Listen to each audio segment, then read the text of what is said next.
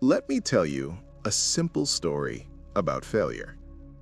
Not the kind that ruins a life, but the kind that quietly tests it. In a small village lived a man named Arun. Arun worked hard and had a clear goal. He wanted to build something of his own, not for fame, not for praise, but to prove to himself that he could. He saved money for years. He planned carefully, and when the time felt right, he took a risk. It did not work. The work failed, the money was gone, and the effort brought no result. People noticed. Some offered advice. Some stayed silent.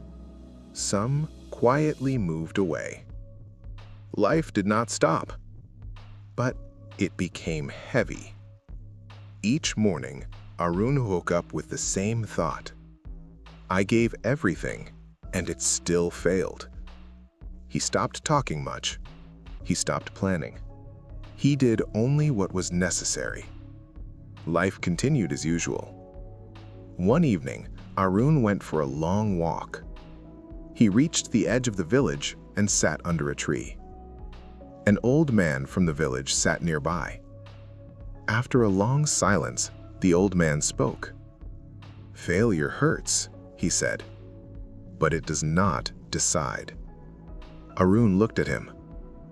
The old man continued, "Most people think failure is the end. That is why they stop there." Arun listened quietly. The old man pointed to the ground. "Do you see this path?" he asked. "People walk on it every day. No one thinks about who made it." Arun nodded. "Someone walked it first and fell, then walked again and fell again. That is how paths are made." Those words stayed with Arun. That night, he thought deeply. His failure had taken results, but it had not taken his ability. It had taken confidence, but not understanding. The next morning, Arun made a small decision. He would not chase success. He would rebuild skill. He started learning again, slowly, carefully. He worked when others rested. He practiced when no one watched. He improved without announcing it. Days turned into weeks. Weeks turned into months. Arun failed again, but this time he understood why. He adjusted. He continued. There was no excitement, no applause, only progress.